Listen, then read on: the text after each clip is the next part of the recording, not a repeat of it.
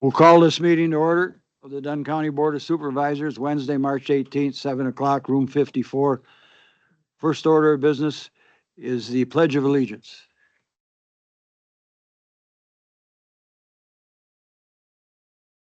To the flag of the United States of America and to the republic for which it stands, one nation, under God, indivisible, with liberty and justice for all.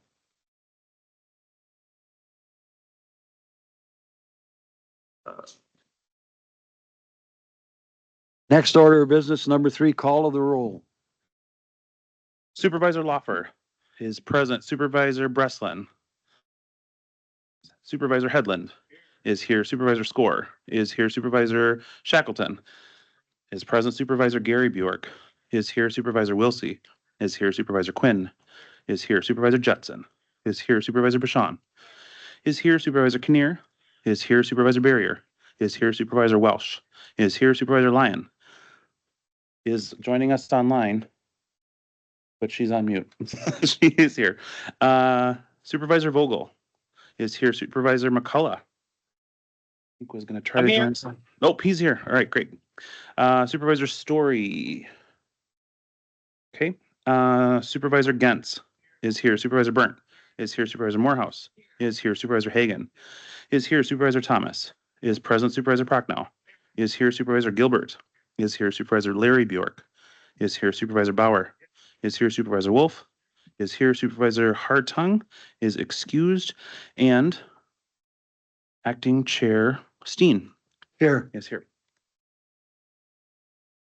Next order of business is item number 4, approval of minutes, February 18th, 2026. You've all had a chance to peruse them. What is the board's pleasure? I have Supervisor Morehouse moves. Is there a second? Who's the second? Supervisor Quinn seconds. Any corrections or approvals? Hearing none, all those in favor signify by saying aye. Against, same motion. Motion carried. Thank you. Next order of business is presentations of petitions, memorials, and other communications. 5A, recognition of outgoing county board supervisors. We will do that up here and call each one up.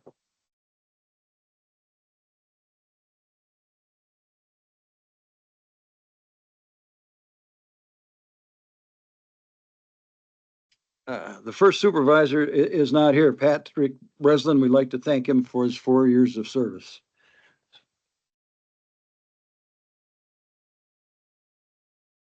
I guess you can probably hear me anyway if I come out here. Is that right? Do this one. Yeah. Do right here. All right. I'd like to present this to Vaughn Headland. Please come up, Vaughn. Certificate of Appreciation, 16 years of service, Vaughn Headland.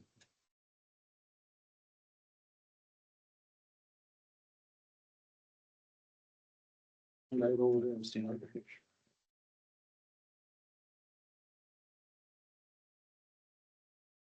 Next certificate of appreciation is Thomas Quinn, 19 years of service on the Dunn County Board.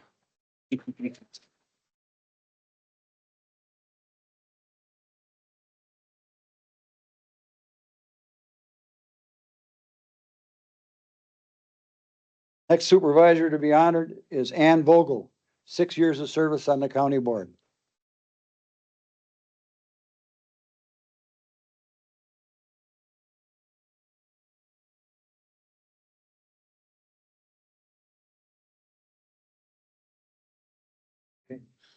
The next one is for Jerry Joe Hartung, certificate of appreciation, 6 years of service, and Jerry's unable to be here because of illness. So thank you all for your dedicated service. We'll miss you and we wish you well in the future. We're gonna get a picture Yep, here. come stand up here.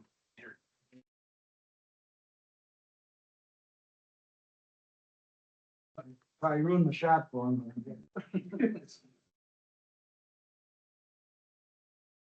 All right, here we go. 1, 2, hold on. 1, 2, 3. One more. 1, 2, 3. Perfect. Yes. Thank you very much.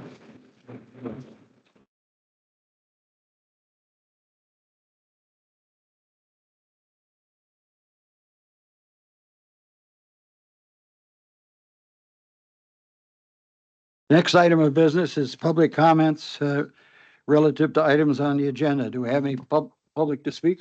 Yes, there are two people that are signed up. The first one is Matt Simpson, and Jody Slocum is on deck. So Matt, if you want to come up, and Jody, if you want to come stand up and be ready to go with the second one. When you come in, please, as you've written down, please state your name and address, and then you have 3 minutes to address the board.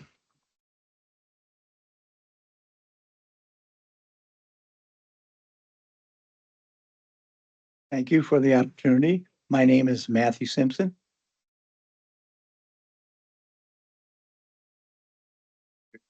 My name is Matthew Simpson. My address is E 3927 450th Avenue.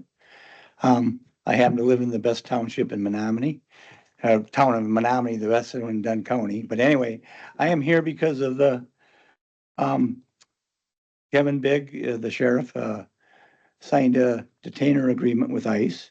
And I am a second generation away from being an immigrant myself. My grandfather came from Banbury, Ireland. And I am asking this board to make sure that Kevin's trying to limit our liability. I understand that. Let's limit it further. Every detainee that we hand over to ICE, I would like to make sure that they get due process and a habeas corpus hearing over the knoll here in our county. I would like to make sure our judges agree with it, and I would like them to be not an administrative warrant, but a legal warrant. And that's all I've got to say. And thank you again for the chance to comment. And just so you know, Kevin and I have been friends for a couple of years, and we remain friends. Thank you, Matthew, for your comment.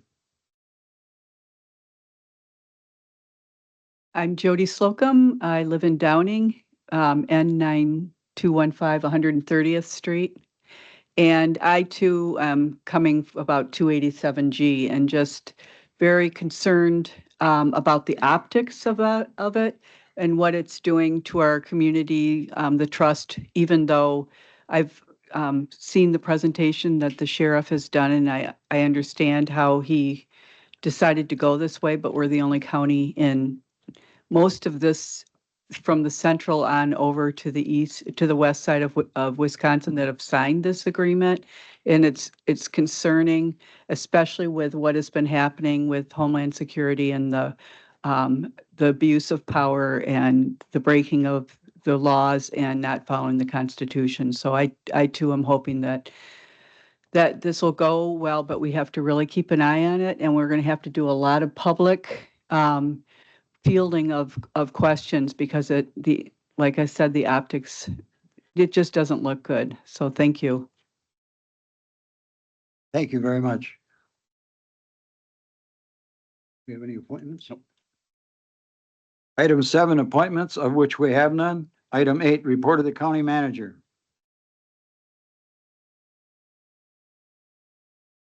All right. All right. First item on there is purchases over 40,000.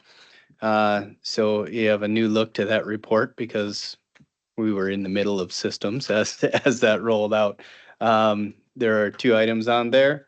The first one is a purchase from Capital Data, which is for Arctic Wolf. That's our annual subscription for our IT cybersecurity monitoring and response system. That the board had approved a couple of years ago, and that's an annual expense. The second one is Fiddler Technologies for the Register of Deeds. That's the main technology that they use to store all of the records and make them available online and do all the work that they do there. Any questions about those 2 items? All right, then we will move on. I have a PowerPoint. All right. All right.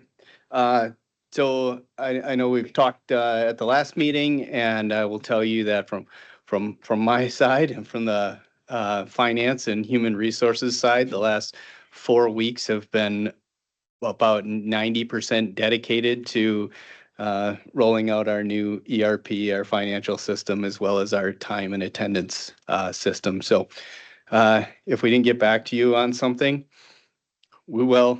There's a long list of emails, but it's obviously a really important project that we've been working on for over 2 years now. So I just wanted to get you updated as to where we are within that system and give you a little look at what we have. My active Jake.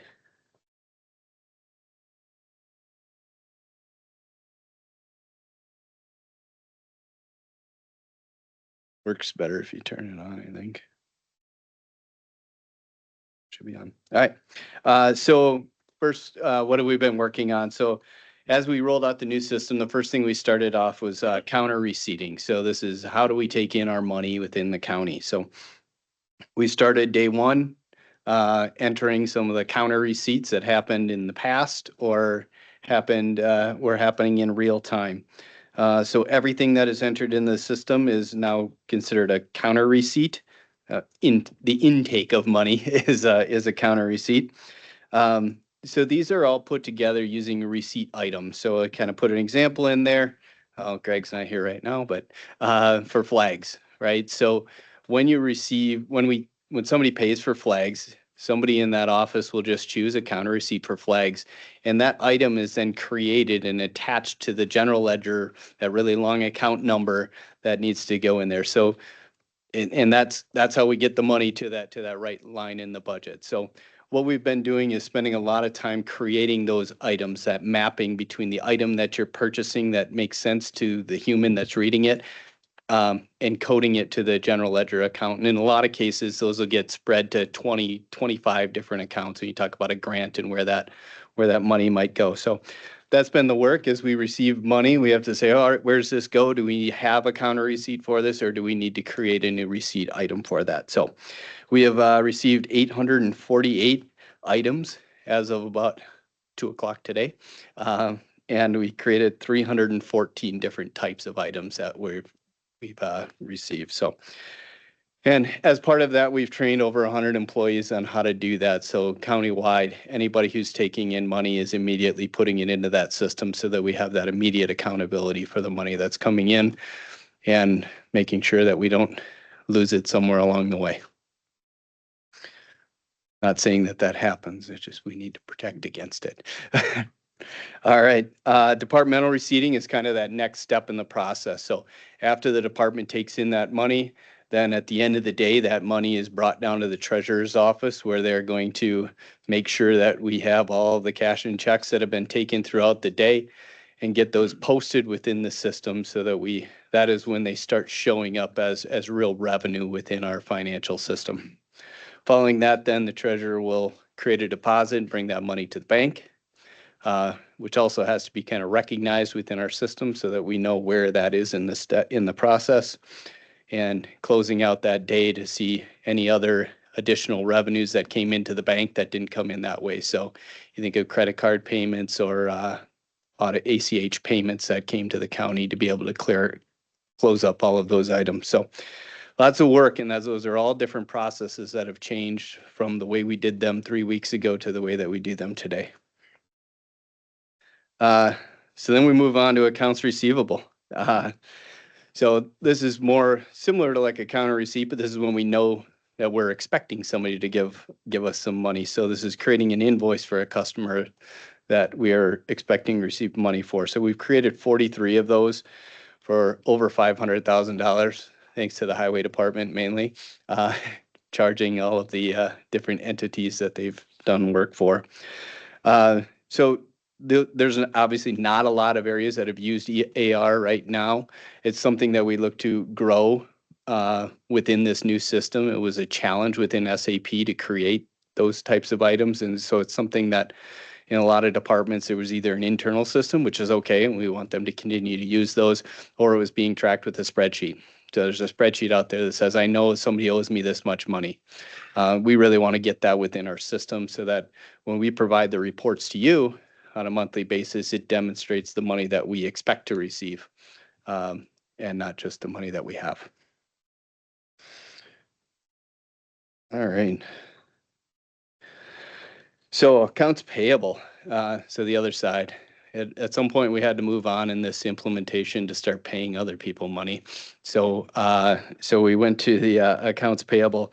So this is a big change that we'll be making over time that you may hear about. And it's not really so much of a change so much as aligning our processes to align with our ordinances and kind of following the rules. So like with many things in SAP, it was very difficult to create a requisition and to kind of follow through that process. So it was something that, and I put the top two items on here are direct from Chapter 7 of our Dunn County Code of Ordinances. It says, all county purchases of outlay services, materials, supplies not specifically herein, accepted herein, shall be by requisition submitted to the purchasing agent.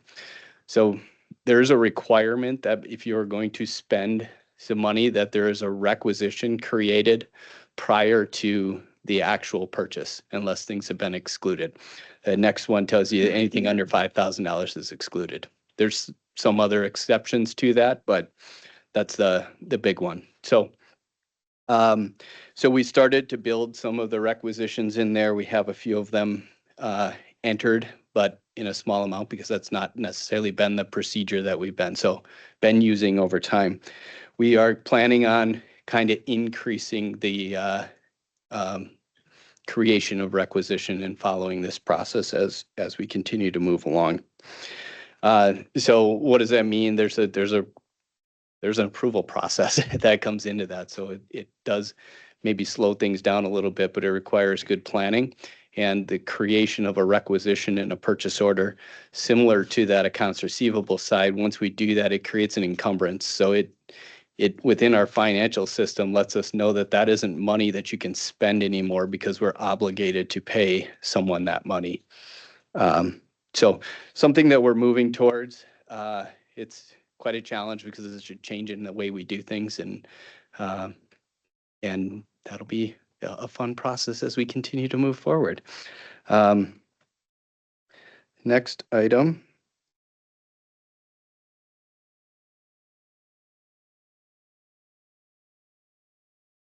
There we go. Got 2 slides that time. Whoa.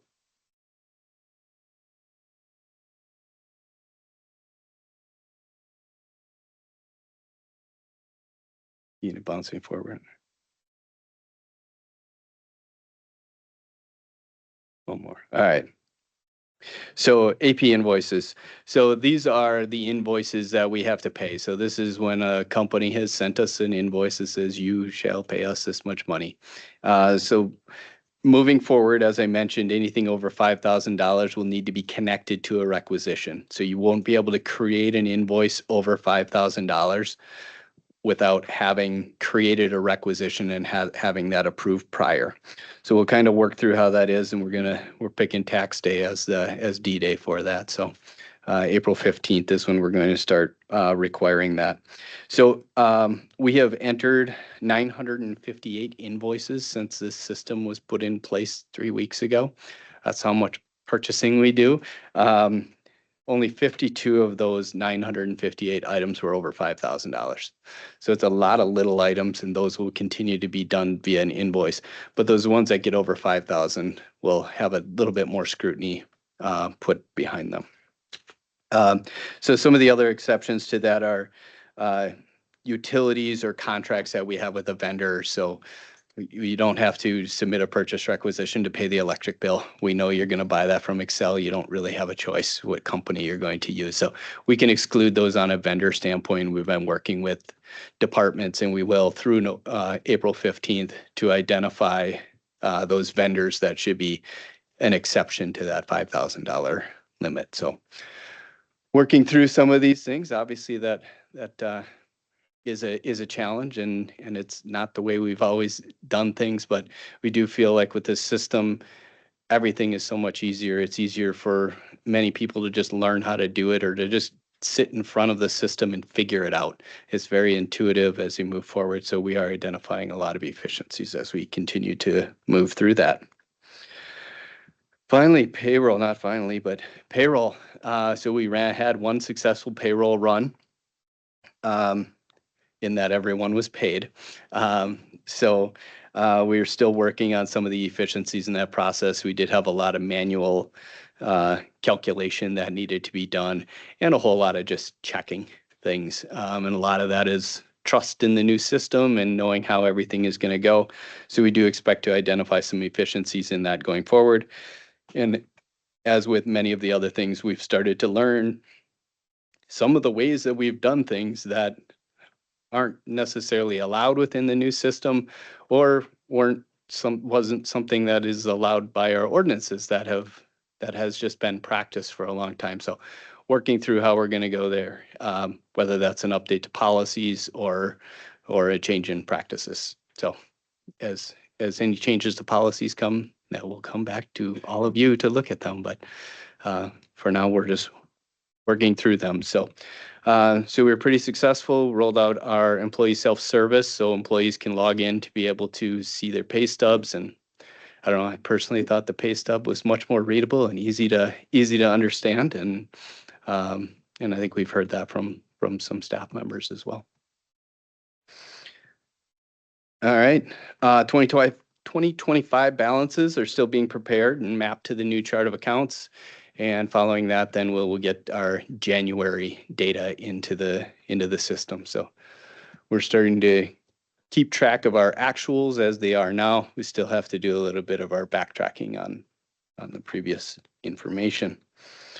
And this is just one I wanted to grab a screenshot. So this is just one of the simple little widgets that I have on my dashboard. So this is just a quick graph that I can see every day when I log into the system. This is related to just the general fund. So only just short of $30 million of the $122 million budget. And it's kind of hard to see, but as you look down at the bottom, you can see this little green bar, which is where we are now. So you see a little bit of activity in March. If January and February were in there, you'd see, well, February is in there. It just shows up as happening in March because that's when we put it in there. But that'll just be able to give me or any of the department heads this particular graph can be created down to the department level or into the division level to be able to really track that on a day-to-day basis. Where are we? What have we been trending like over the last few months or year to date? And I just bring this up because this is something that would have taken 45 minutes to an hour to export something out of SAP and bring it into Excel and to be able to create this graph within Excel in order to do that. And it's just something that shows up on the page when I log in now. So just great efficiencies in how we're able to do things and a lot more visibility. So that's my update on where we are with the ERP, but I would say, I don't know, I'm happy. I think we're right where we would hope to be.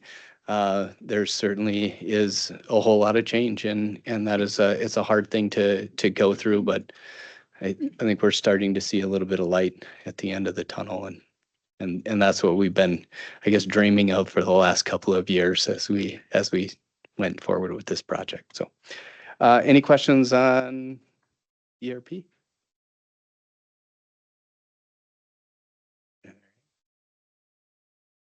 Good. I think that is my report. Thank you, Mr. Dunbar.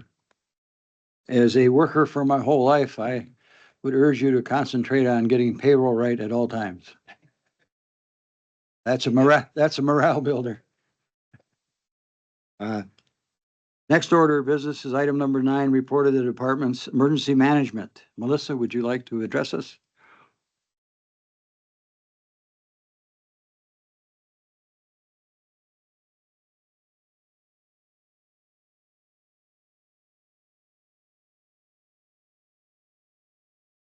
Thank you very much. Andrew asked me to keep this to 2 minutes, so we'll see how well I do. Okay, great. First up is the Emergency Management Division. That division that I am the director of is mandated by state statute that we have an Emergency Management Division. And in that division, there are kind of 2 parts. We have emergency management and emergency planning. Emergency management in my annual report talks about just the 5 different phases, and that is prevention, mitigation, preparedness, response, and recovery. And the emergency planning portion talks more about the facilities we have in our community that may have hazardous materials and planning with those types of businesses in our community. I want to focus a little bit on the emergency management part and that 5-phase system that we have.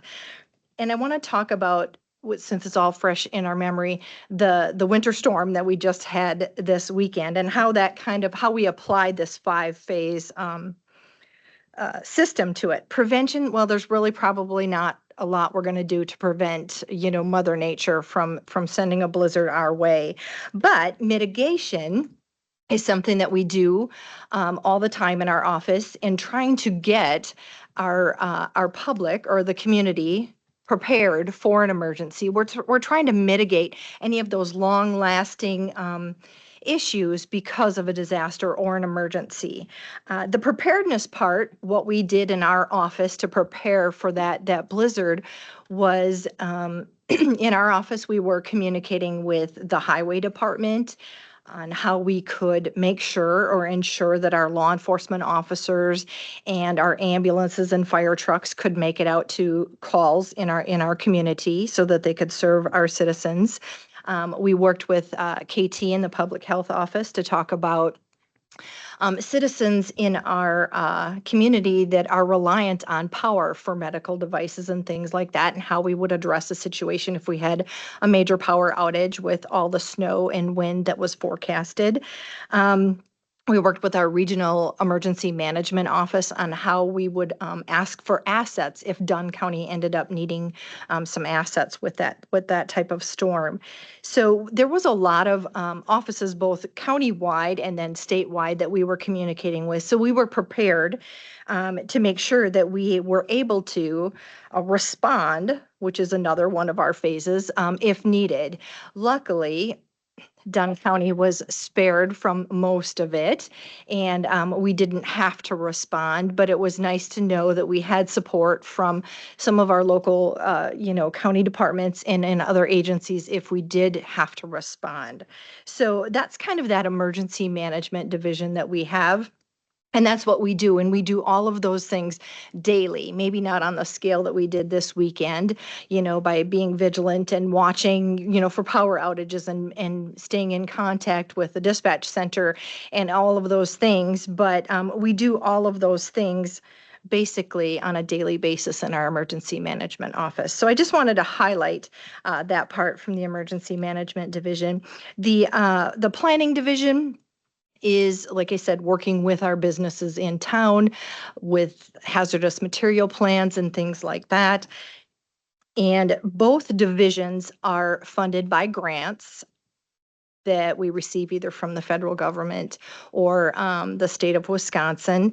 Both grants are they come annually. They're under review right now. There may be some changes to those grants just because of some changes in policy, but the office is funded partially by grant funding. So another thing that was in my annual report was a disaster declaration that we had out of the town of Menominee. So that would be an example of a response that our office did participate in, is we did help the town of Menominee after some flooding, and they were able to get some funding. So yeah, so those are just kind of a couple things that we do in the emergency management division and the emergency planning division. The other division, of course, is the communications center or the 911 center. And I know I've been up here the last few years, and the major topic has always been staffing. I'm happy to report that it is a little better. We do still have some vacancies that we are working on. We're actually in the middle of a hiring process right now, working with HR to hopefully get someone on board here in the next 3 weeks. So we're hopeful for that. But it is a lot better, and the staff that we have is willing to pick up any open shifts or any overtime that we have, and it's going much better. It feels like there's a little bit of a breathing room for us. So it was a hard 3 years while we were understaffed, and I'm happy to say that we're on the other side of that, and I hope we stay that way.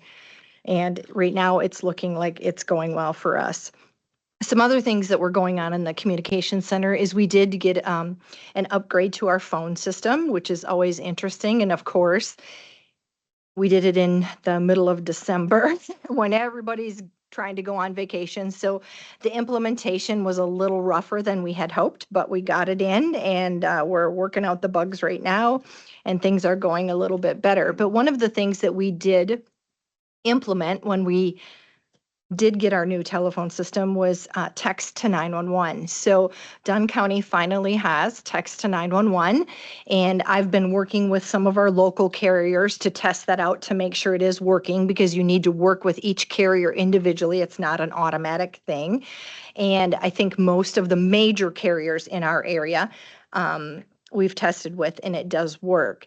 It was very interesting because as we were working through that phase, we hadn't done any advertisement that we were live or anything like that. And we actually did have an individual text 911 one night when there was a disturbance in his home, and he needed law enforcement to respond. And it worked really, really well. The dispatcher that was on duty, she did very well with it for the first time, and it worked well. The officers were en route, and the mother was saying that the suspect had left the residence, and the dispatcher was able to text and said, no, he's still here. And so that really gave law enforcement officers a really good information and accurate information. And it was nice because, someone didn't feel comfortable to call 911 in that situation. So it worked well. And like I said, we're still working with a few carriers in our area to go live with that. So the only other thing I have, and I know I've been over 2 minutes and I'm sorry, as the statistics. I did put some statistics in there. It looks like the overall calls for service, and that's all calls for service that we have for police, fire, and EMS. So Sheriff's Department, Menominee Police Department, UW Stout, Boyceville, Oak Mound, all of those, and the fire departments and EMS. They were down just a little bit, not much. And then the statistics that I posted for like just the dispatch center, like the 911 calls that we took, the non-emergency calls that we took, and the outgoing calls. I think that's always interesting. Sometimes it feels like we take a lot more, than was showed up on our statistics, but who knows, some of those calls, sometimes we're on a 911 call for up to 20 minutes until someone gets there. So even though it looks like, only, almost 11,000 calls, that's really not that many. But you think about it, and some of them do take quite a while until an officer or fire EMS can get on scene. So that's really all I have for you guys, unless you would have some questions for me.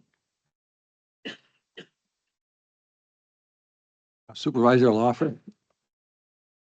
Just curious, are there any dead spots in the county that they can't reach you currently? And did that new phone system or new system you put in, did that help matters any? Are you able to receive better now? I think there probably are still dead spots for cell service in Dunn County. Just off the top of my head, I'm going to go with the Connorsville area because it's dead for radio service for our law enforcement officers, for our fire EMS, and cell phone coverage. And it's not just 3/4 of a mile; it's a couple mile radius that it's dead up there for a lot of things. So, I don't think that we had any increase in footprint for coverage. I think just the accuracy of the coordinates that come into us are supposed to be more accurate with this new system. So, and speed. We're supposed to get that location much faster. Thank you. Supervisor Burnt? Thank you, Chairman. So I guess I'm sure you've probably seen all the wonderful work that Garrett has been doing with Extension regarding our regional fire and EMS situation.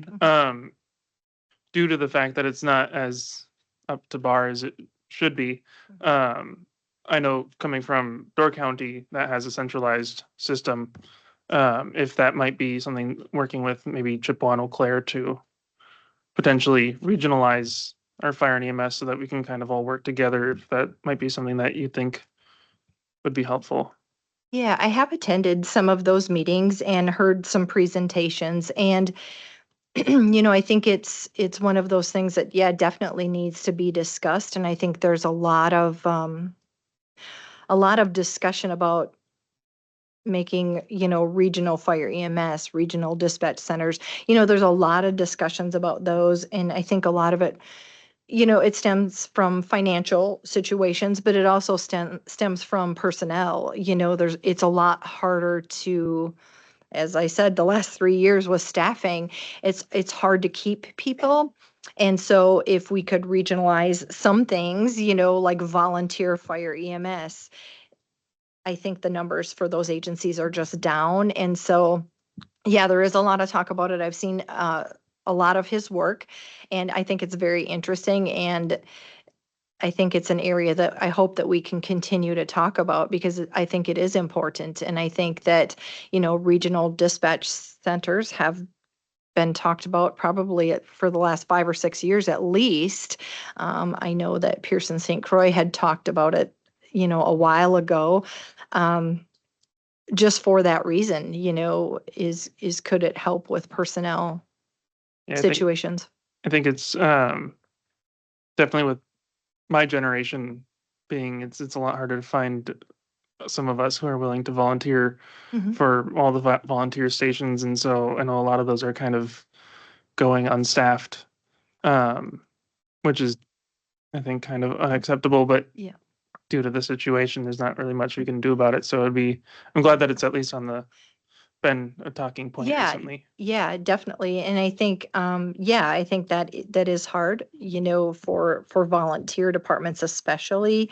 Um, And I think the expectation from the public is just it continues to grow, and, response times are expected to be, shorter than what they are. And when you have people who are volunteering and they have to leave their place of business where they're working and, to jump in the fire truck or ambulance, then to respond to a call, it can create, longer response times too. So, yeah, I think it's all good, and I hope that the talks do continue. Yeah, and I think it's one of those things that impacts the entire community. I think in Dunn County here, we have done well. I mean, there have been times when there have been departments that have been understaffed for fire or EMS, and they've had to make arrangements with other agencies to help cover their district. And it worked out. And I think things are a little bit better right now, but that does not mean they're going to stay that way. And, what does the future look like? And I think all those things need to stay on the table. Wonderful. Thank you.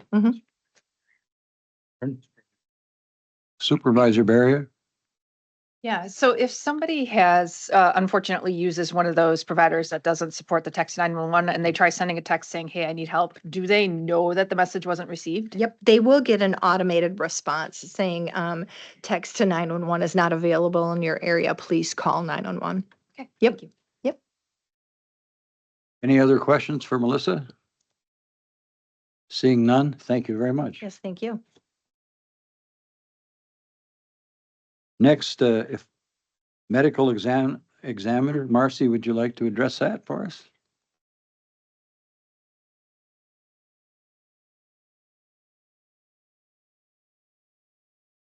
Good evening. So over the past year, our office has remained stable and well-staffed.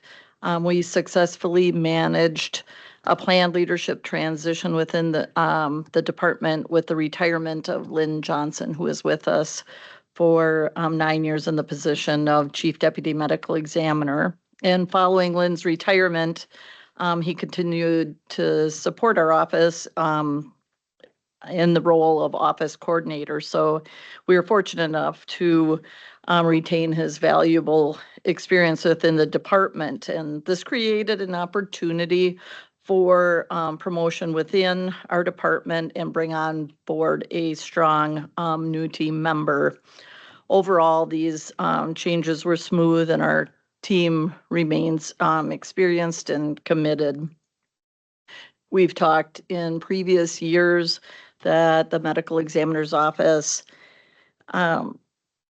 has a unique model requiring specialized skills, long on-call shifts, and extensive training. And despite the risk of being understaffed, we've maintained a strong retention and a team that goes above and beyond to ensure 24/7 coverage across both counties.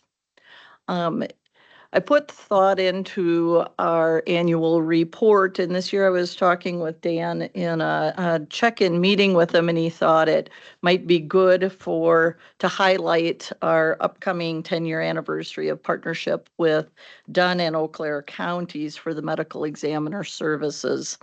The report provides an overview of that intergovernmental cooperative agreement. Under this agreement, Dunn County employs and manages the medical examiner and associated staff and provides service to both counties. The current agreement runs through 2028 and outlines clear responsibilities, cost sharing, and accountability measures. This agreement provides key benefits, including cost efficiency, workforce stability, and standardized practices. We've got a strong regional collaboration. At the same time, we remain mindful of the challenges such as coordination across jurisdictions, financial transparency and cost allocation, and increasing caseload complexity requiring ongoing oversight and communication. The impact would be challenging for each county should the agreement ever be terminated. Our services are essential to public health, families, and the justice system. This partnership allows us to meet those responsibilities in a fiscally responsible and professional manner. In terms of activity for the past year in Dunn County, our office investigated a total of 310 deaths, and those are outlined for you in the report submitted to you. In Eau Claire County, our office managed a significantly higher volume with 1,169 deaths in 2025, and those are also outlined for you. To close with a brief financial overview, the 2025 Dunn County budget remained just under budget, with expenditures coming in with less than 1% below the total allocation, demonstrating a very tight fiscal management. Eau Claire County reimburses Dunn County for actual costs associated with services provided under the agreement, meaning their budget aligns proportionally with service demand and case volume. So combined, this reflects what is both operationally effective and fiscally responsible, maximizing resources and ensuring both counties receive high-quality medical examiner services. And I would be happy to take any questions at this time. Any questions for Marcy? Supervisor Lawfer? Yeah, Marcy, I was just curious. I was looking through the report here and I noticed there was, in Dunn County, there was one unclaimed body. Yes. What do you do with the unclaimed bodies when that happens? So there is a process that ends up submitting to the district attorney's office that state statutes requires the medical examiner to take responsibility of that body. The body is respectfully cremated, and we are working with Pottersfield to have the unclaimed bodies have a place for final disposition and burial there. Thank you. You're welcome. Any other questions for Marcy? I see none, so thank you so much. Thank you. Next order of business is the sheriff's report.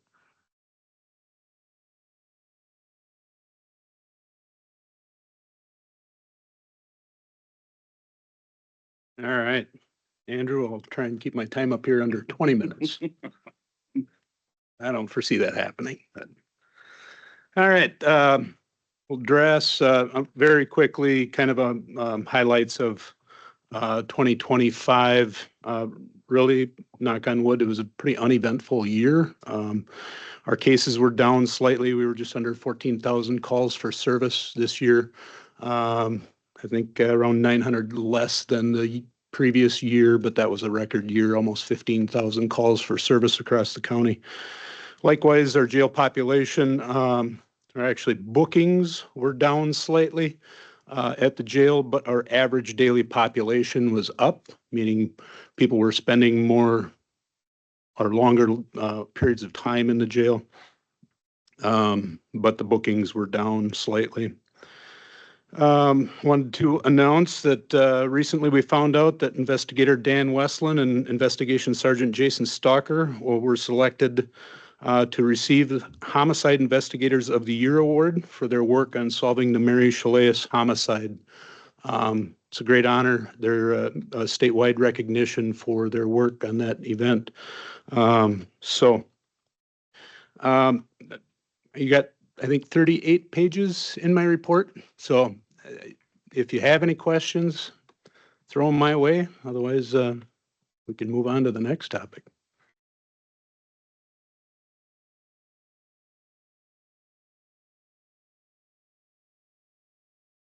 Seeing no questions, feel free to move on. That is a first. You must be waiting for the next topic. All right, Jake, you got control or me? All right. Quick survey for you all.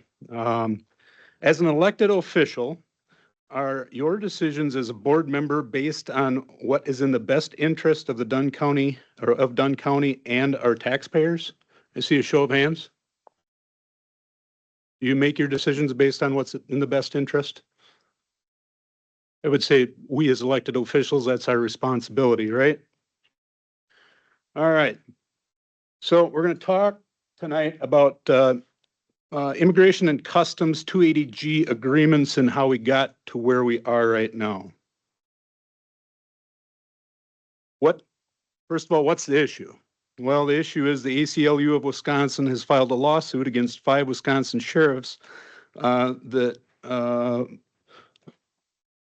are claiming that the sheriff's offices have illegally detained people by honoring ICE detainers. Those sheriffs are from Walworth, Brown, Kenosha, Sauk, and Marathon counties. I'm just going to get rid of the binder because I didn't realize there was a screen right here that I can read this off from. So, good friend of mine is a sheriff over in Marathon County. Dan, I know Dan knows the county manager over there. Care to share what his legal opinion was, because he is an attorney, of what he suggested we do with a agreement with ICE?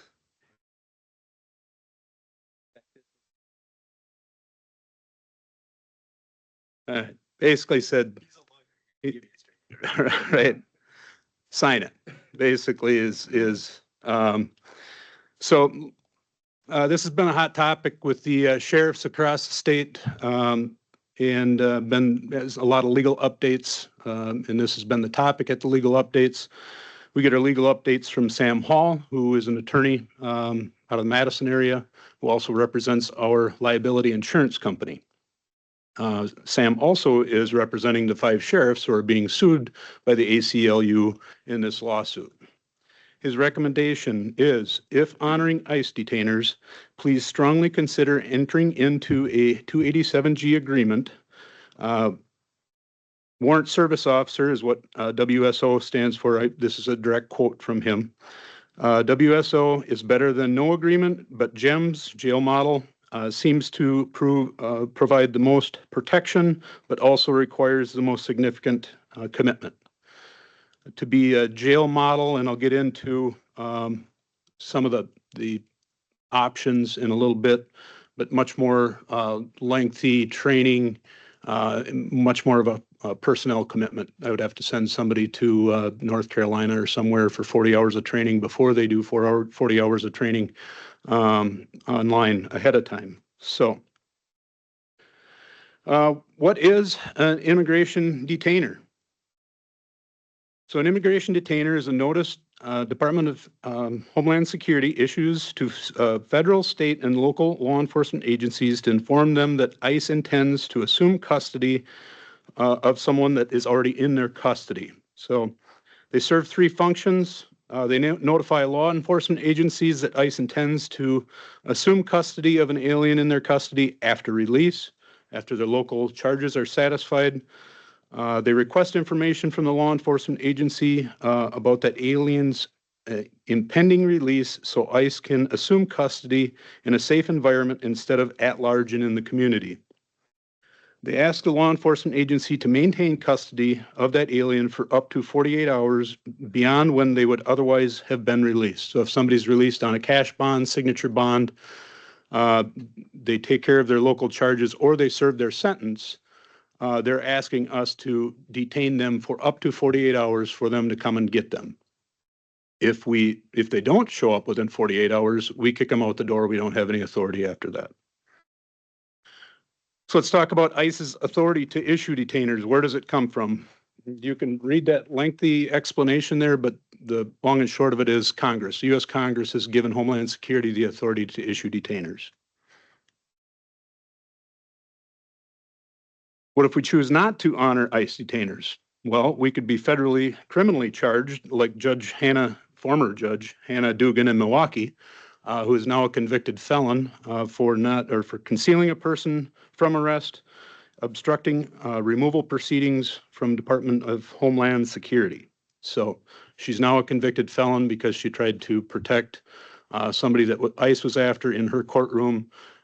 She concealed them, tried to sneak them out a private exit.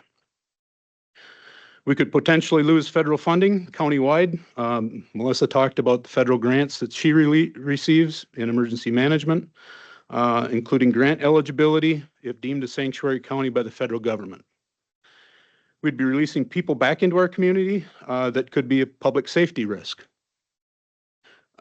Think about this. I don't get to pick and choose an arrest warrant from a judge. I don't think that's severe enough. I'm going to pick them up. I've got a direct order from a judge to arrest somebody, no matter how I agree with why their warrant was issued. So you got to think about the extremes in this case. Do you want somebody that has raped, murdered somebody in our community, even your child, your grandchild, being released when ICE wants to take custody of them? So you got to think of the extremes in this case. It's not just, we don't get to pick and choose just because they're here illegally in this country, or did they murder somebody? It's a detainer's a detainer, a warrant's a warrant. So, all right, we'd have ICE agents in our community searching for at-large aliens instead of turning them over to them in a controlled environment. So we say we've got Joe Blow sitting in our jail. Do you want him? Yep. We've got a valid detainer for him. Keep him there until we can get there, or up to 48 hours. We agree to do that if we have legal authority to do that. And then they're turned over to ICE in our controlled environment, and we don't have ICE agents in our community using their tactics. Is the detainer required to be served upon the subject? Yes, the detainer takes effect only when it is served upon the subject. So if I have somebody sitting in my jail and they have a detainer in the system, they need to legally be served, just like serving civil process or serving a warrant on somebody. They have to be given a reason that they're sitting in jail. Which leads to my options. We can go a task force model, and I can probably send half my staff away for 6 months to be trained in ICE tactics and authority and all that stuff. It's not practical. And you actually become an ICE enforcement agent, and we don't.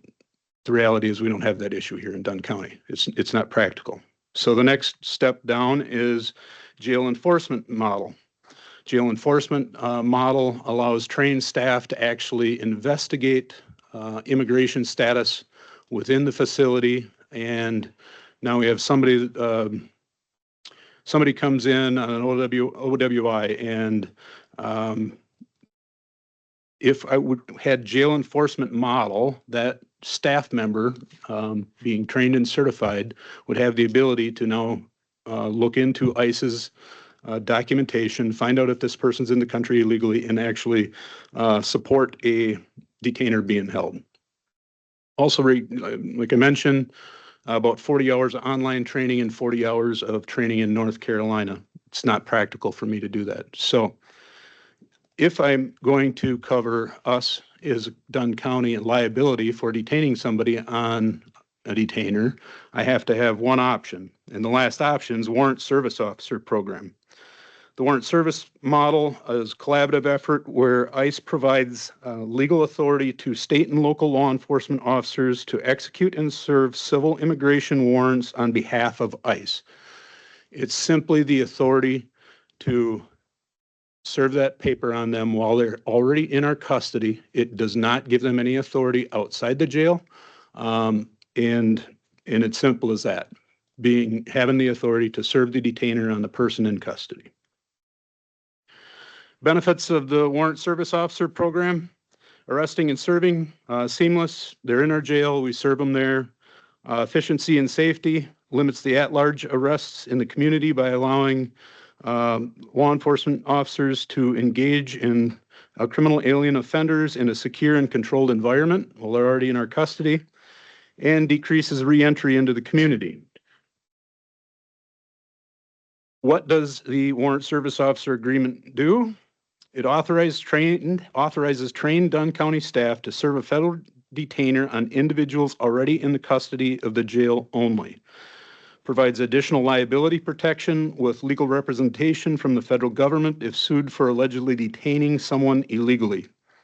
Helps ensure Dunn County does not risk losing federal funding due to the lack of cooperation with ICE, and helps ensure that neither I or my staff face potential legal consequences for obstructing an ICE investigation. Becoming a felon. And I love you all, but I'm not going to federal prison for any of you.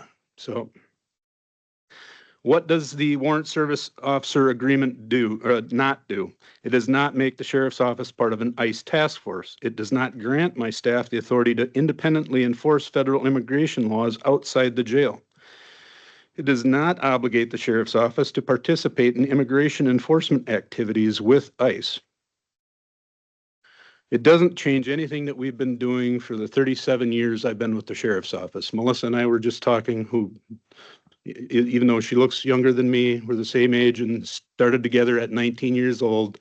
We remember dealing with detainers in the jail when we started in our first 5 years of our career. We've been handling this the same way. We just need legal protection now to be able to do it without being sued. All right, public safety over politics. I don't let national politics influence my decisions on what is in the best interest of Dunn County and our taxpayers.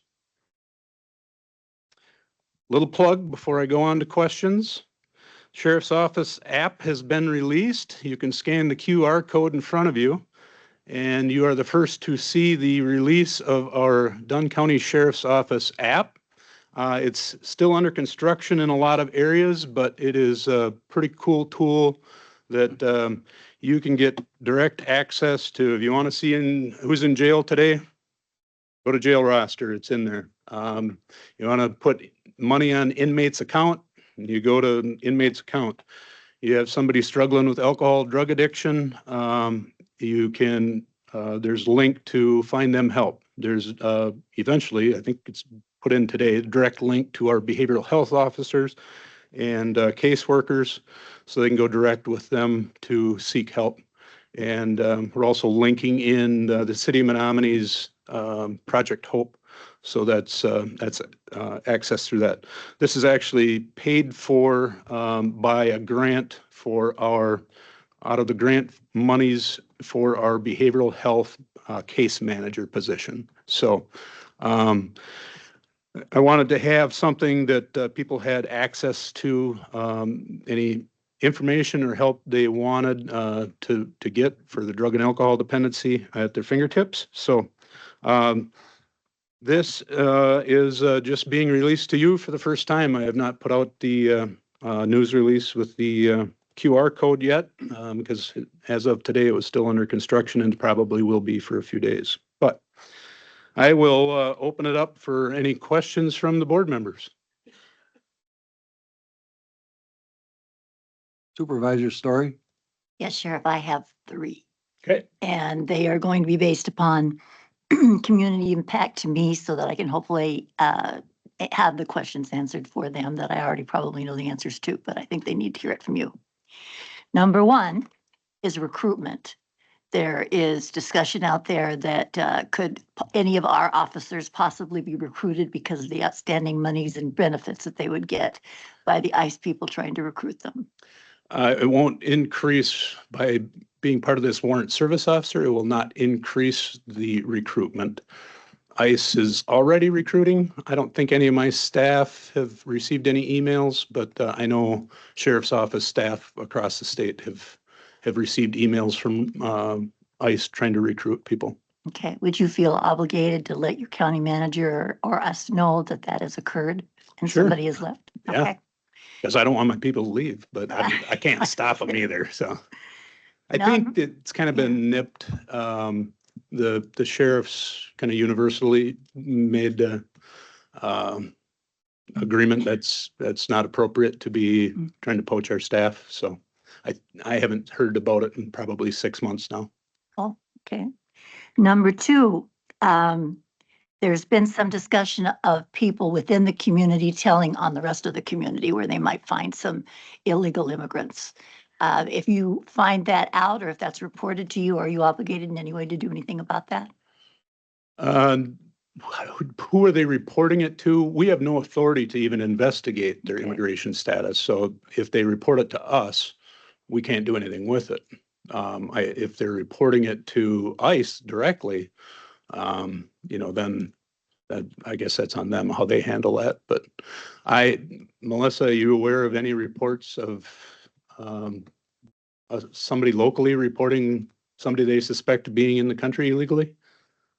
I haven't heard.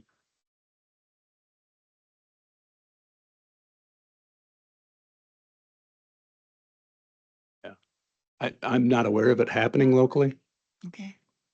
Which leads to number 3. Number 3 would be those hypothetical circumstances that could occur. In the event that ICE was called by a neighbor or somebody that said that there's somebody here illegally, and so they'd coming into our county so that they can do whatever it is that they want to do. At what point in terms of escalation would you need to be involved in that capacity as being in charge of public safety? Well, first of all, they don't have an obligation to tell me they're coming. And second of all, I would prefer to be involved from the get-go and have control of that situation so there aren't rogue tactics being used. I can think of a few stories I've heard locally that if local law enforcement would have worked with ICE agents and made a plan on how to take somebody down, make an arrest on somebody that they were after, I think it could have gone much more smoothly. I would much rather have the citizens of Dunn County rely on us to keep control over that situation versus ICE being out there on their own and not knowing our community. Okay, let's make this 3A. 3A, escalation occurs, it gets out of control. At what point would you actually step in to protect Dunn County residents away from ICE? Well, we have an obligation as law enforcement officers to step in at somebody's excessive use of force. I don't know federal immigration law, so I'm not going to stand up here and pretend I can say, hey, I think you need a warrant for that, or I can't tell you that because I don't know their policies and laws. But obviously, if there's excessive use of force, law enforcement officers have an obligation to step in and stop that. If they are detained, where would they be detained? Would they bring them to you to detain them in your jail? More than likely not. They would go to an ICE detention facility, and we are not an ICE detention facility. What is the closest one? Dodge County, it's Douglas County, Brown County. So about 3 hours or 2 hours north, but more than likely, I think any involvement we've ever had with ICE, keep in mind, folks, there's 2 ICE agents in the state of Wisconsin, and they're both out of Milwaukee. So we're the least of ICE is concerned, but generally they come out of Minneapolis, even though this isn't their area. Generally they'd come out of Minneapolis just because the 2 ICE agents that are assigned to Wisconsin are out of the Chicago field office. So They are not required to let you know that they are here. no, Okay. no. You're off the hook. All right. I doubt it, but Supervisor Barrier? Hi, I'm over here. there you are. Hi, your considerations about the legal liability and all that, they make a lot of sense to me, they do. What worries me is the unintended consequences on people who are already feeling really unsafe. And this includes American citizens. So just to give a stark personal example, in January, a friend of mine called me up saying, an American-born citizen, saying that she was afraid to leave the house and asked me if I would go with her to the grocery store because she felt safer with a white woman. She has Sure. brown skin. And you mentioned that, like, as elected officials, we're required to take into consideration the public interest or serve the public interest, something Sure. like that, right? And there's a lot of different competing considerations, you know, about like how do you balance, you know, people who feel unsafe and a situation like this, a policy of yours that might make them feel even more unsafe, right? That doesn't work well for their interest. Yet there's, you know, the clear legal liability considerations that you laid out. How do you balance those sort of competing considerations? Well, my goal is to get the word out, and that's why I've done a news release. I talked to executive committee last Wednesday night. I'm talking about it tonight to get the word out that if you live locally here, you have no fear of local law enforcement. Menominee Police Department, Boyceville Police Department, Dunn County Sheriff's Office do not have the authority to even inquire about immigration status. So, and I assure people, Dunn County is the least of ICE's concern. We are lucky if we see 1 detainer a year. On average, we see 1 detainer a year. Last year, ironically, we seen 2. One was on a gentleman that was in our system that was going to state prison already, and the detainer simply followed him to state prison. And the other person was notified, ICE was notified that he was in our custody, and they went, "Yeah, we don't want him. You can release him."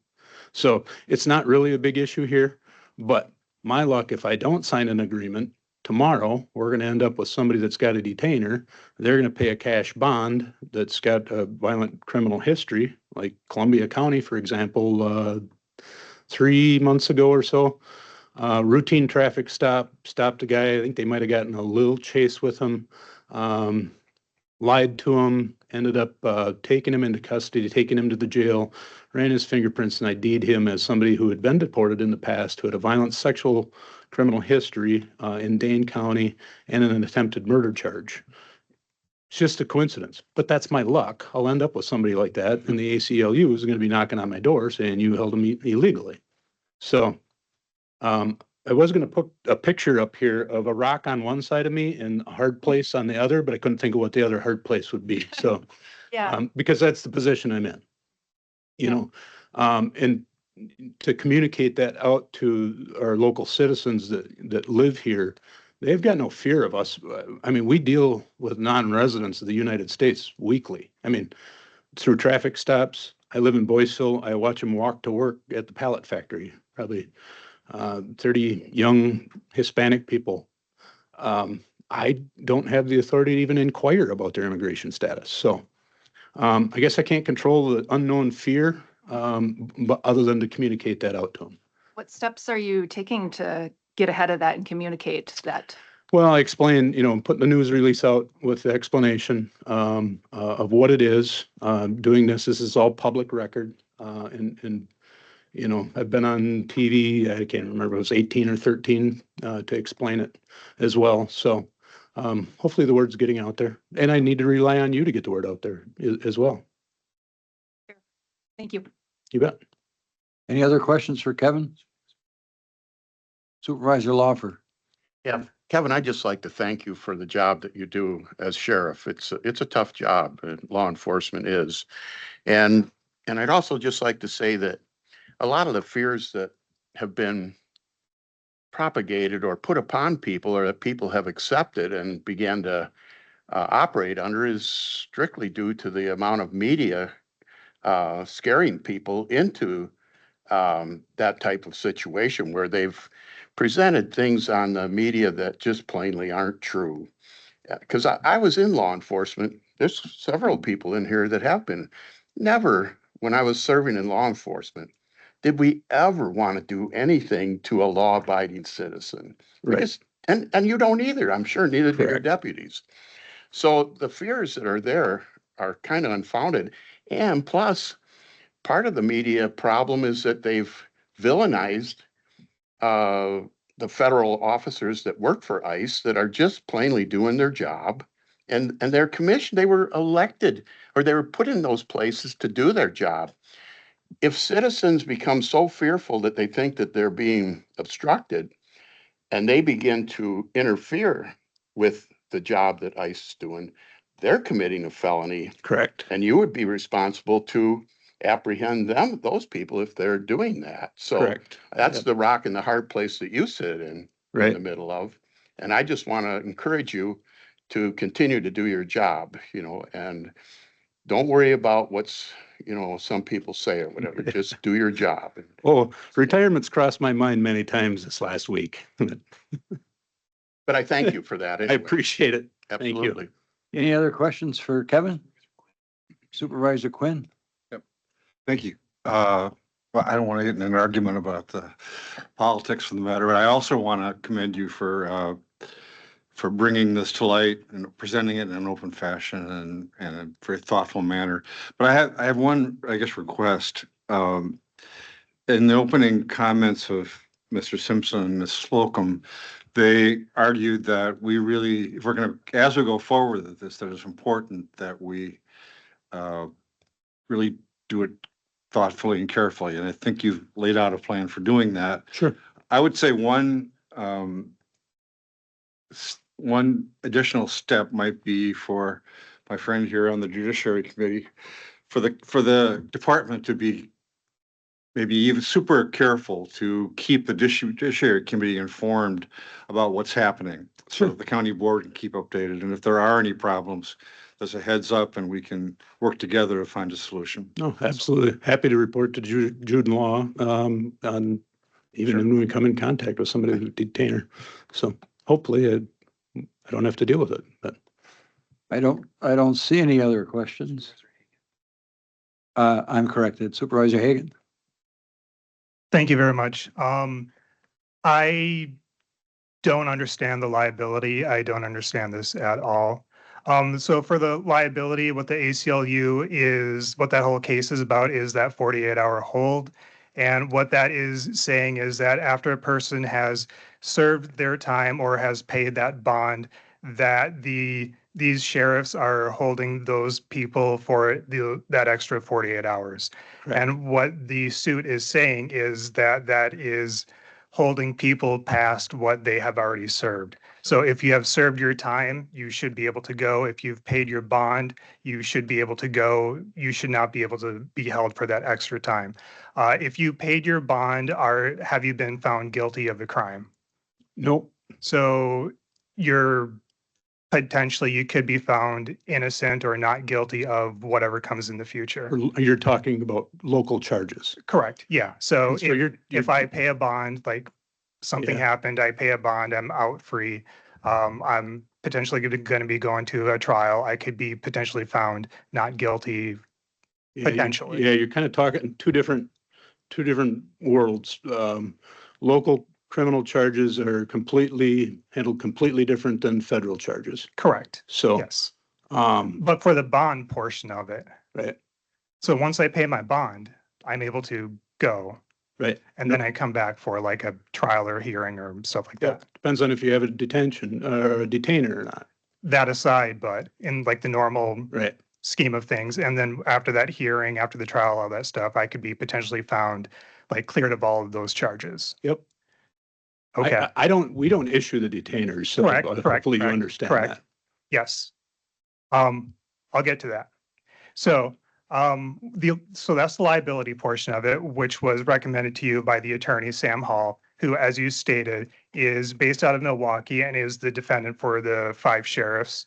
And that case is going up against the Supreme Court, who's should be issuing a ruling on it by the end of June for that. It's been, it bounced back and forth to federal court, to state court, so I'm not sure where it Okay, lands yeah, right now. the last I heard is that the state Supreme Court should be finalizing a decision on it by the end of June, but Sure. that's just last I heard.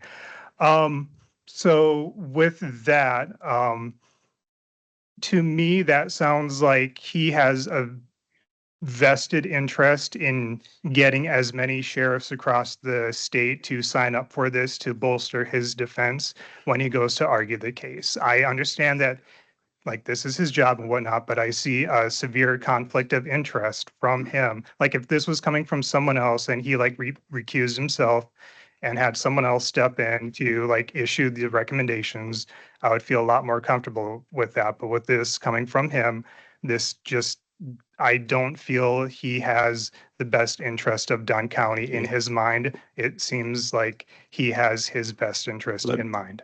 What? I don't think he's looking for any more work. Let me clarify. He's also the Dunn County's liability insurance attorney. His attorney's office represents our liability insurance company. I understand that, but he's not from here. Okay. So he represents a lot of people, Sure. not just Dunn County. And so the idea that this liability for the holding the people for the 48 hours, this whole thing could be mitigated by just don't hold people for the 48 You're hours. right. We could release murderers and with criminal backgrounds. Potential. You know, yeah, we could. People have all sorts of backgrounds. Right. So it doesn't mean that they like are anything. So like a person gets into a fender bender, something happens, people get into an argument. Sure. I doubt the feds are going to issue a detainer for somebody that gets in a fender bender, but we can get to that. I have notes. Yes, I will. Okay. So in West Virginia about the 287G, they ruled that it was illegal and violated the Fifth Amendment due process clause. They said the government produced no factual dispute and no legal argument beyond what was previously rejected. It was a huge whole document. I can present that to you if you wanted. I just figured that little snippet was fine enough. For the Judge Hannah Dugan, you also brought that up as part of the liability portion of it. That's really it. No, let me clarify. That's criminal portion of it. But that's non sequitur. She escorted someone away from ICE, and that was her criminal activity. All you got to do is open the front door and step back. You don't have to do anything. So that has no bearing whatsoever on any of this stuff. You would have no liability. So I don't even know why this was brought up. It has nothing to do with this. And then we can talk about federal funding with the sanctuary county designation, because I also didn't understand that, because you said we've done this for about as many years as I've been alive, and we haven't lost federal funding with compliance so far. So what would change that would cause that? You said at the executive committee that Shawano County and Milwaukee County had honor ICE detainers in the past. You were listed as sanctuary counties, so there's really no relation between cooperation with ICE and being safe from the threat of being labeled as sanctuary counties or getting potential federal funding pulled. So if you're looking at getting this 287G as a bolstering against potential keeping our federal funding or not having the sanctuary county label applied to us, that does not seem to be the case. The federal government has defunded PBS, National Parks, National Institute of Health, has targeted Minneapolis due to Governor Walz running against Trump. We cannot control the arbitrary and capricious federal government, and to try to prepare against that is just nonsensical. Like we can't control it, so why prepare for something we can't control? Like they're gonna do what they're gonna do. So that's really that. And on that note, Minnesota Chief Justice Patrick Schilt said ICE had violated more court orders in January 2026 than some federal agencies have in their entire existence. So to say that they uphold like law and order is Did I say that? in general, ICE in general as a law enforcement agency. Here, in this case, I don't see this as a good pathway. For the record, it was 210 violations. And so to work with an agency that has violated more than other federal agencies in existence. Let me ask you this. Would you rather us release them and have them looking for them in the community, or us handing them over to them in a controlled environment? I would rather uphold the Fifth Amendment. Okay. If I might interrupt here, Andrew, I think you've made your point, and I appreciate your compassion and They still have a lot of questions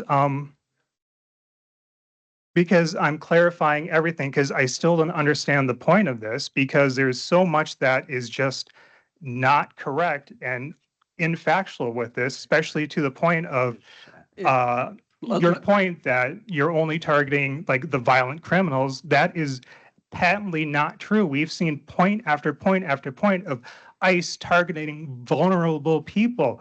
There was a 5-year-old or a 2-year-old kid in Minneapolis like 2 weeks ago or so that ICE ignored a federal judge's orders to take that kid home. They took that kid to Texas. There is a mother on a green card who is doing everything correctly in Sheboygan Falls. ICE took her Do you have a illegally. question for me? Yes. I can't control what the federal government does. I can control what the Dunn County Sheriff's Office does. Yes, what you can do. And you are voluntarily aligning with an organization that has proven time and time again to be a unaccountable bureaucracy. Exactly. Andrew, if I think we're gonna. I can wrap it up with one question. Oh, ask it and then let's get to it. Will you take the action of, by this Friday, enacting the 90-day termination in order to wait for the Wisconsin Supreme Court ruling at the end of June, and for transparency, to collaborate with the Judiciary and Law Committee before signing a new agreement to make sure that what you intend to happen is actually what will be the final outcome?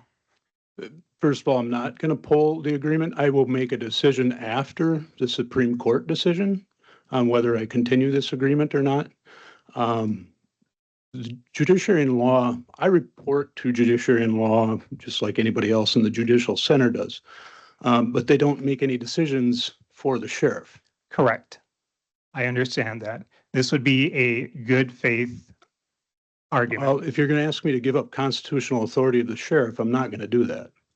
It would be like a developers agreement where it would just be a It would be advisory. It would be giving up constitutional authauthority of the sheriff. I mean, and you that could do impacts whatever every you sheriff want across the state. This And would just I'm not be gonna do you that. doing whatever you want. I think we're gonna end this discussion. I'd like to have Jim speak to this. My understanding of this, that the county board has no place in this. We don't control it. If I'm understanding this correctly, and let me say this, and if I'm wrong, please correct me, Jim. Kevin is coming to us, and I agree with most of what you said, but that's beside the point. Kevin is coming in a good faith effort here to alert the county to what he's doing and what he feels is the best interest for the sheriff's department. Now, Jim's gonna, and I think I'm correct in saying that we have no authority. He has the authority. That question might be determined with a court case, which is in the court now. So am I correct on that, Jim, please? You're correct. Intergovernmental agreements can be signed by the sheriff, and at least as of right now, pending the Supreme Court case, it's valid. So, now my understanding, Kevin came here because there obviously were some people who felt this was a controversial decision, or at least had questions about it. So that was the purpose of him giving this presentation to us all. Supervisor Shackleton. Thank you, Mr. Chairman. I guess I appreciate you coming before us and explaining this to us, even though you didn't have to, and it's not necessarily our decision, and letting us comment on it. But I agree with your decision, and I think it was the right decision to make at this point in time. So I just want you to know that I do stand behind you, and I'm sorry that you're taking so much flack. Any other questions? Thank you, Kevin. You can escape from the rock and a hard place. All right. Thank you. Next order of business is 10, consideration reports, resolutions, and ordinance to the county board from the executive committee.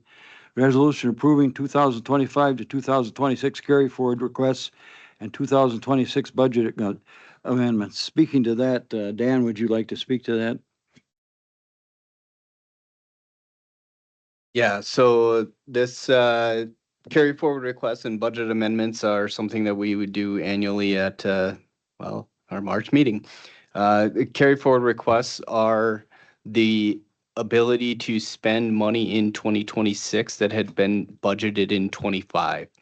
The way state statutes are written, we the county board creates an annual budget. So if you budgeted $100,000 to replace the light bulbs in a building and we didn't complete that in that year, we can't just continue to do that in 2026. We need to ask for that to be done again in 26. So that's really kind of just a simple example of what a carry forward request is.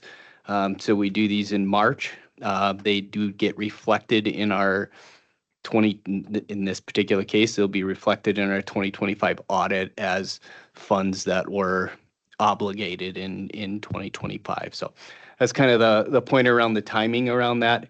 And then the budget amendments are actually changes to the 2026 budget. So they're very similar in the way that they work. I will point out one of them that came through the Judiciary and Law Committee for a project to replace the security locks around the judges in the courthouse. That was something that was not a 2025 project. However, the request is to utilize some remaining funds from 2025 to do that project in 2026. So as much as that sounds like a carry forward, because that project wasn't approved in 25, it is considered a budget amendment. So that's what you have.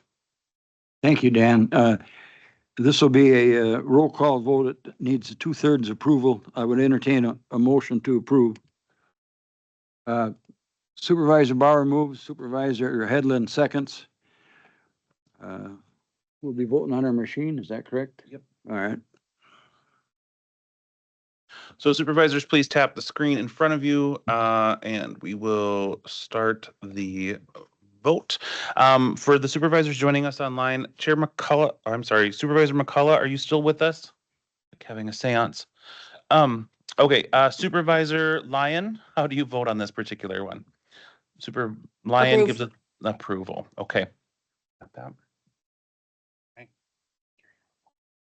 Okay. Supervisor Larry Bjork, we lost him. Okay. Well, it's got. Okay. It's good. The motion passes. Next order of business is consideration of reports, resolutions, and ordinance coming from the county board, from the standing committees, Committee on Administration, a resolution establishing compensation for county elected officials. I would entertain a motion. Supervisor Wilsey?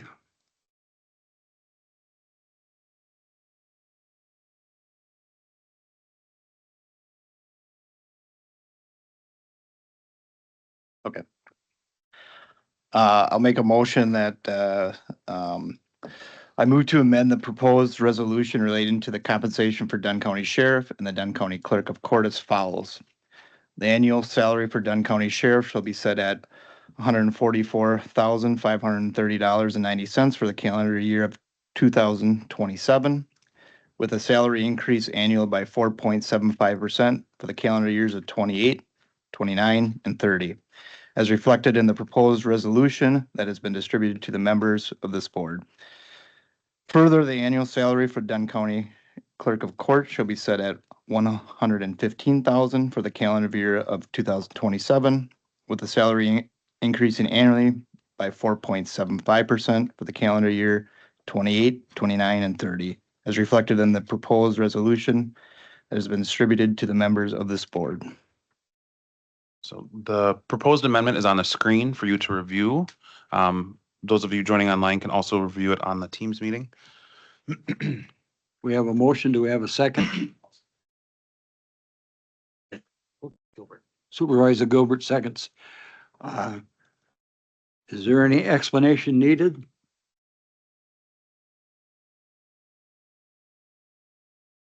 Hearing none. Pardon? Supervisor Headland. Oh, Supervisor Headland.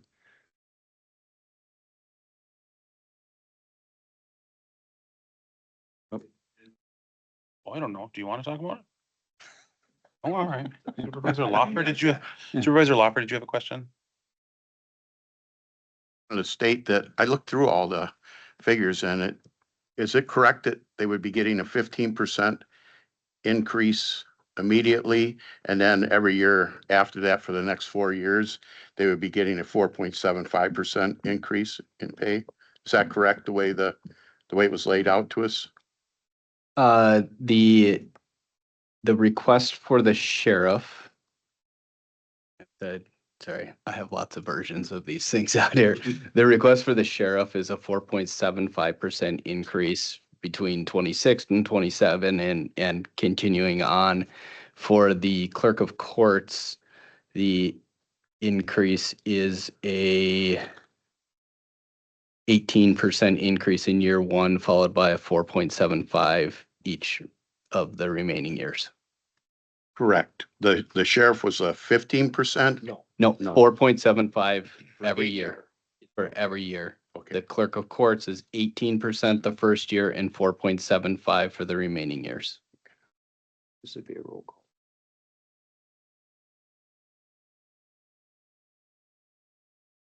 Just a majority.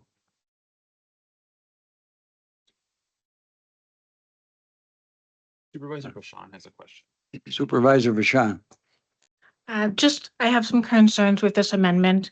The past 4 years, the salary has increased at the rate that our pay grid typically would increase, with the grid going up 2% plus a 2.75% step. So that equaled about the pay grid. With us removing the grid and going to a scale system, we are not going to be able to give our staff that large of an increase every year. So I feel that our elected officials should receive about the same percent increase that we are able to give our staff as well. Thank you. Supervisor Vogel.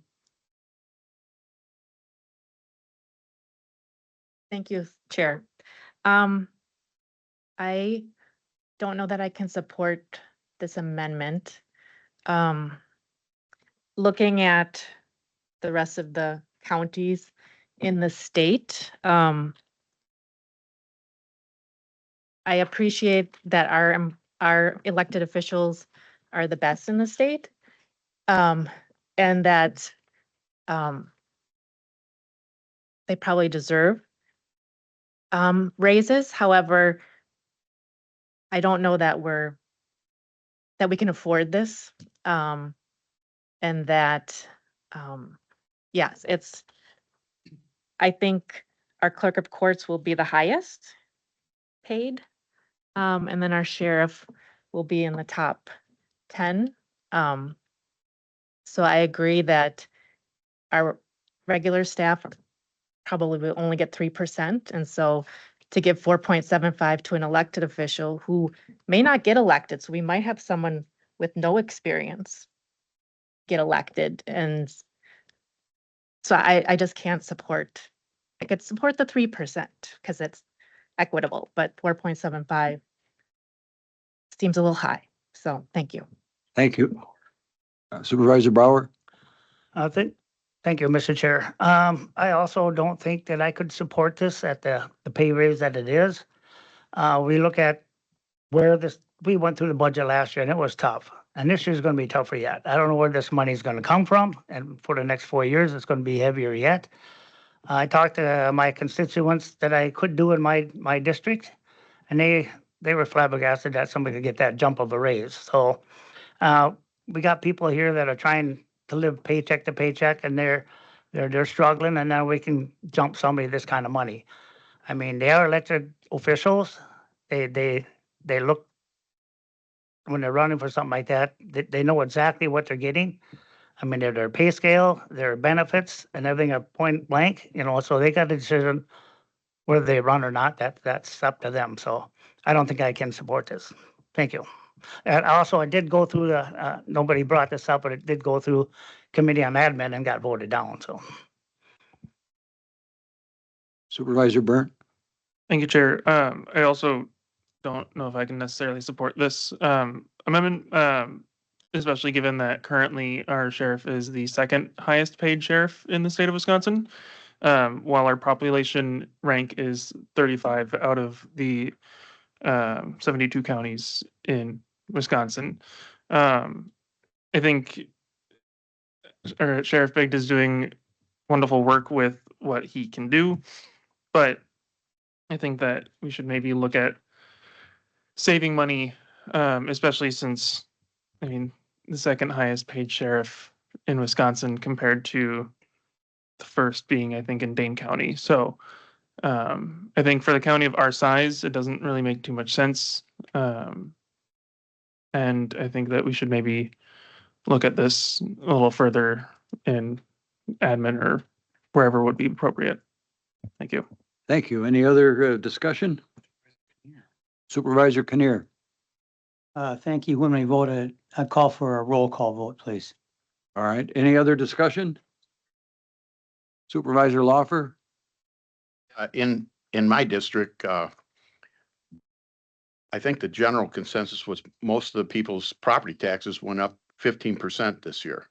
And most, I got some phone calls on that, that they were upset about it. And I had to explain to them, the best that I could of why they went up 15%. And I know it says here that this increase won't affect the 2026 tax levy, but it will definitely affect the 27, 28, 29, and 30 tax levies by giving these increases. So I don't think I can support it either, knowing that even Chairman McCullough had told us that we're going to have some tough times here balancing a budget. And so if we're looking for places to hold expenses down so that we don't keep raising the tax levy on the people, I think this is one area that we need to take a look at. So I don't think I can support it either currently at that rate at 4.75. I think, 3% would be what we have been giving. And when you're starting out with $100,000 salary, 3% on top of that is a substantial amount. So it's not like we're robbing anything away from them or taking anything away. We actually appreciate the job that they do. And I think we're compensating them well. So that's the way I feel about it, but. All right, Thank you. Any other comment? What? Yeah. What? Who wants to talk? Dan does. County manager. Yeah, so I just want to point out as everyone goes through this, that the setting the salary for these two elected positions is something that this board must do prior to them being eligible to take out papers. So as you talk about supporting this or not supporting that, understand that at some point we need a resolution. So we could call a special meeting and you could all come back one more time, but is it April 1st or 15th that April 15th is when they're able to take out paperwork. So just so we're aware, if this is turned down, we need to come to some resolution. Thank you for that information. Any other discussion? Supervisor Hagan. The sheriff's annual report also highlighted the recreational officer, the need for having an extra position there. And I know the sheriff's office has been asking for one for the past couple of years, something that I've been very much supporting, especially with the opening of county roads to ATV and UTV traffic. I definitely see a need there. And so I can see if we would spend more money in the sheriff's department, that we would rather wisely spend money more towards a recreational officer. I would rather go that route. Okay, thank you. Supervisor Bashan? Just a point of clarification, are we voting on the amendment or was the first motion the amended resolution up front? We're voting on the amended resolution. That's the only thing on the floor right now. So if this, depending on what happens here, the original proposed resolution could be offered. Any other questions? I hope not. Hearing none, we're ready to vote. You'll be voting on your tablet again. There's been a request for a roll call vote while supervisors are present voting. Supervisor Lyon, how would you like to vote on this particular month? Supervisor Lyon votes no. Oh, I have to start it. Hold on. All right, ready to go.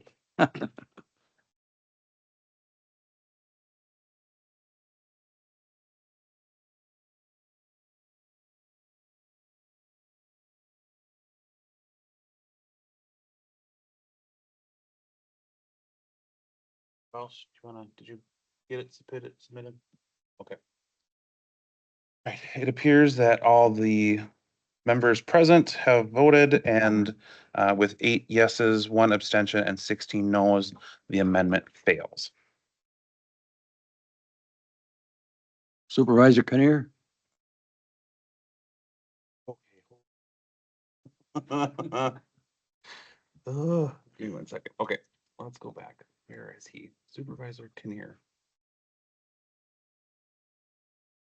Okay, thank you, Mr. Chair. Excuse me, thank you, Mr. Chair. In listening to this, I can understand what people are saying. And I have another proposal, an amendment, and it would be number 2, Andrew, Okay. that I spoke with Andrew about. So I move to amend the proposed resolution relating to the compensation of the Dunn County Sheriff and Dunn County Clerk of Courts as follows.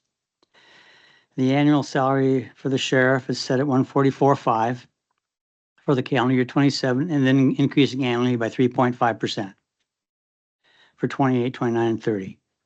The annual salary for Dunn County Clerk, you can see up there, $110,000 for the calendar year 2027, and then 3.5% for the following 3 years. The increases are shown in the chart below. And if I get a second, I can certainly explain my reasoning. We have a motion. Is there a second? Supervisor Wilsey? Speaking to the motion, Supervisor Kinnear? Thank you. I think that they do deserve a raise a little bit more than what the committee on administration suggested.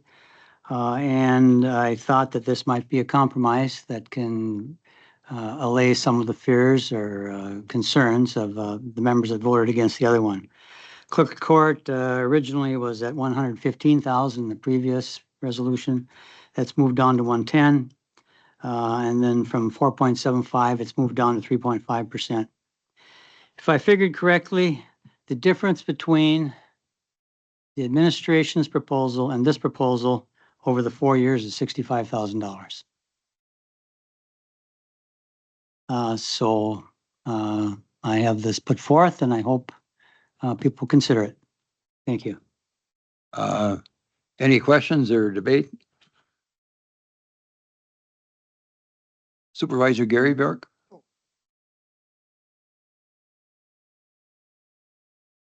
Supervisor score.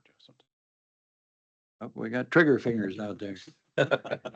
Supervisor Headman?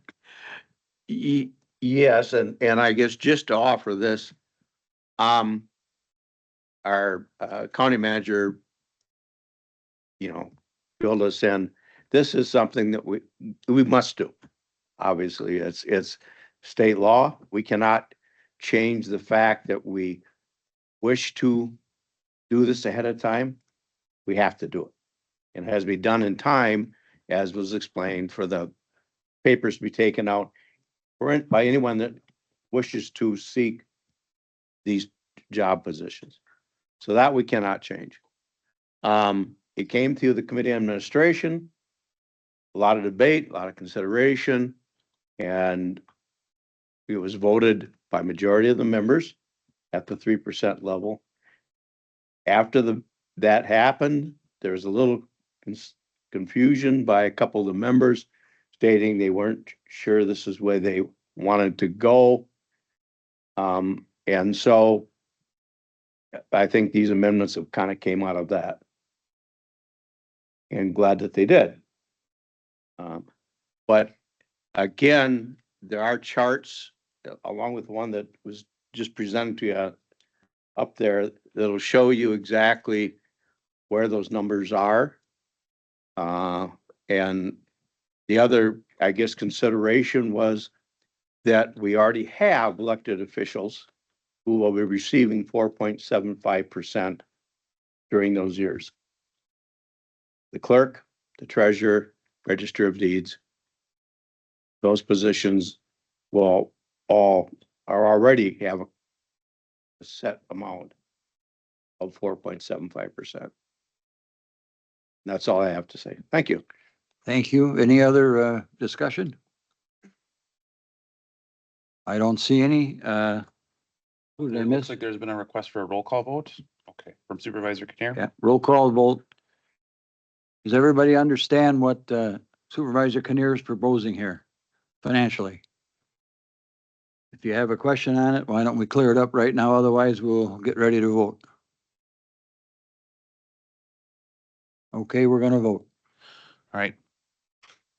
Well, the supervisors present are voting. Supervisor Lyon, on this particular amendment, how do you vote? Supervisor Lyon indicates a thumbs up, indicating a yes vote on this particular amendment.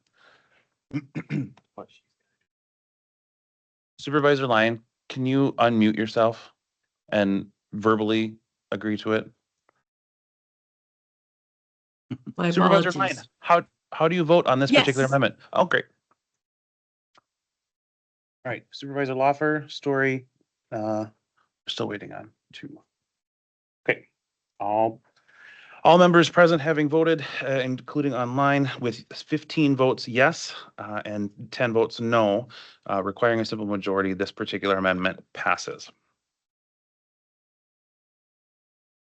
Okay, moving on.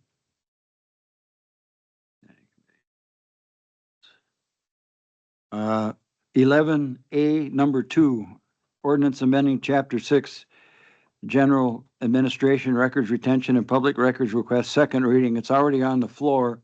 All we need is a debate if you want to have some, or if you have questions. If not, then we'll vote. Any questions on this? Hearing none, all those in favor signify by saying aye. Aye. Opposed, same sign. Motion carries. Next order of business is 11B, the Facilities Committee. I would entertain a motion for the approval of the county-owned land use plan. Supervisor Morehouse and Supervisor Vogel speaking to the situation. Supervisor Vogel? So at our last meeting, the county manager brought the maps and a plan for how our campus could be used in the future, where we have buildable sites, what we could potentially sell or develop, and what is agriculture that we can't develop. So it seemed like a nice map to have and a plan to have.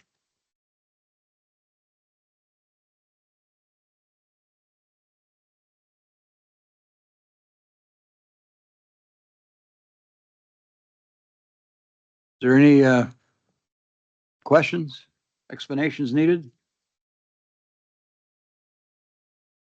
Hearing none. We got a motion and a second.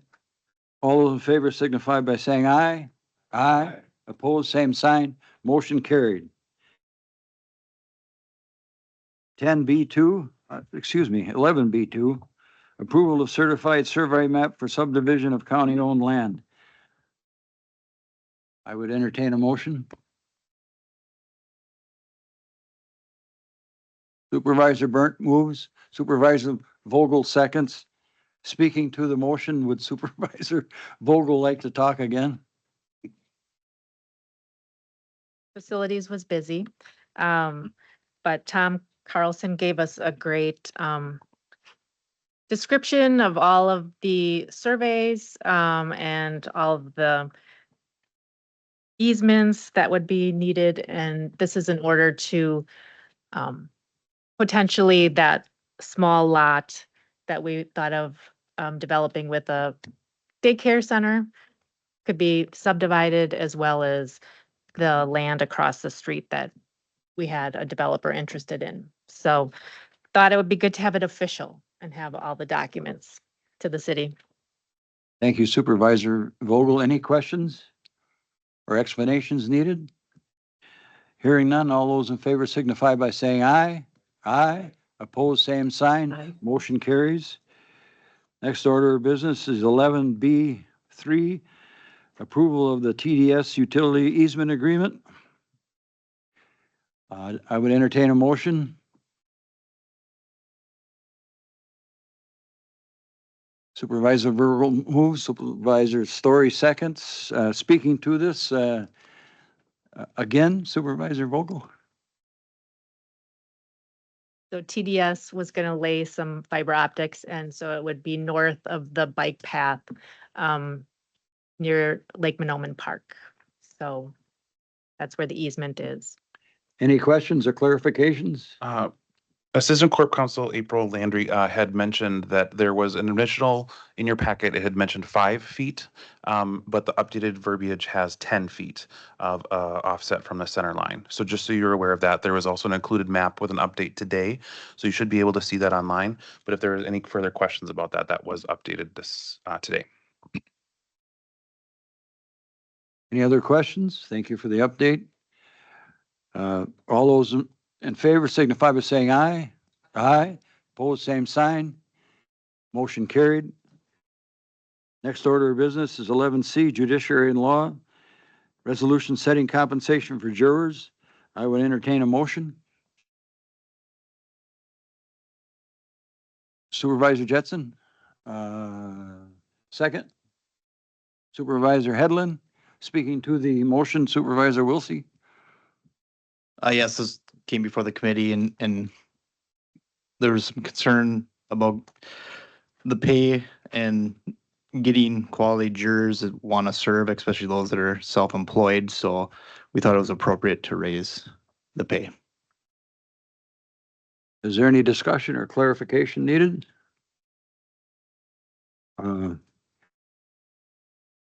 Is there anybody that wants to abstain from voting here? Supervisor Wilsey. All right. All those in favor of the motion signify by saying aye. Aye. Opposed, same sign. Motion carries. Next order of business is 11D, Legislative Committee. Resolution adopting the 2026 legislative agenda. I would have you speak to that. County Manager. All right. So and in your committee meetings, you've likely all gone over the legislative agenda items that are appropriate for your standing committees. This is a compilation of all of them put together in one large document. I'd point out a couple of things. So first, the Health and Human Services Committee went above and beyond and came up with a different strategy about how they were going to put together that document that is reflected in the Appendix A of that document. And what that does is identify some of the problems and speaks to some potential solutions or ideas about how those could go about, or how we could go about changing those with different legislative policies. So I think that's really helpful. And the reason that that is helpful is you'll see in that resolution, it's a kind of a longer resolution that introduces that agenda. And this is the first time we've actually done a resolution to do that. And what that resolution outlines is a new strategy and how we would go about communicating this agenda with our elected officials. So in the past, after we've completed this legislative agenda, we've sent it off to all the legislators in the state and I believe our federal representatives as well. And we then tried to schedule a legislative meeting. So one of our county board meetings, we would invite all of our local legislators to come to attend that meeting, and we would present to them the legislative agenda.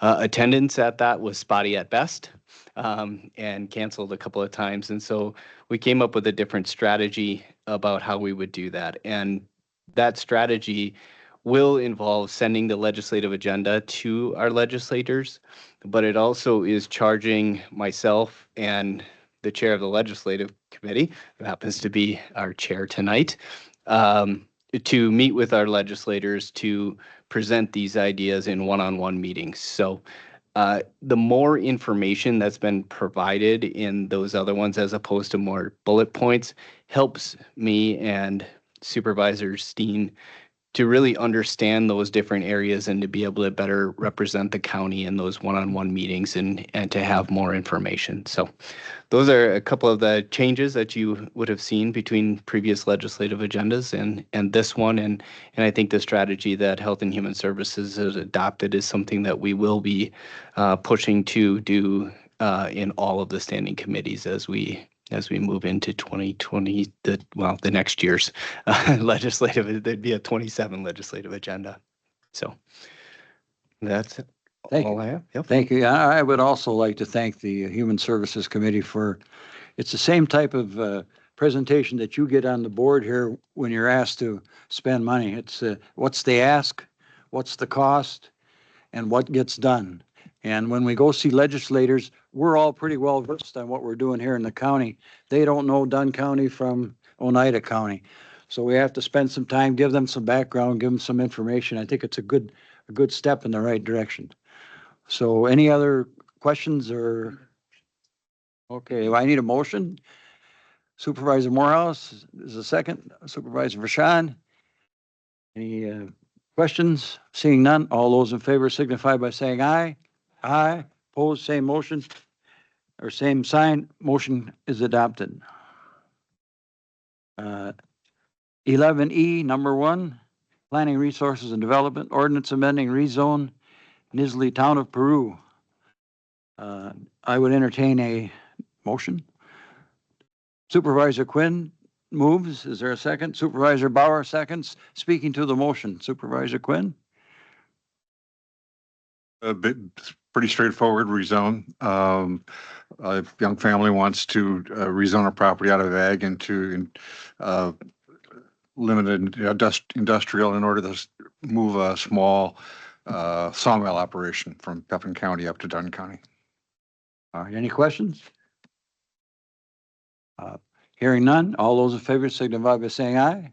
Aye. Opposed, same sign. Motion carries. Moving on to 12. Next meeting, April 21st, 2026, a Tuesday. Make a note of that, folks. And I believe, unless I'm wrong, that this is the last board meeting for the people that are going to be moving on. I'd like to give all of the people that are going to go off the board a hand. I appreciate your efforts.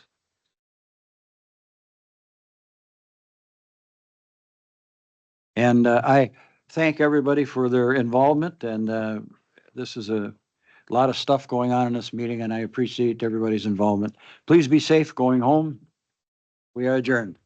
Supervisors, if you do have a per diem sheet, we are going to still accept these for a little bit while longer. So get me your per diem sheets, please.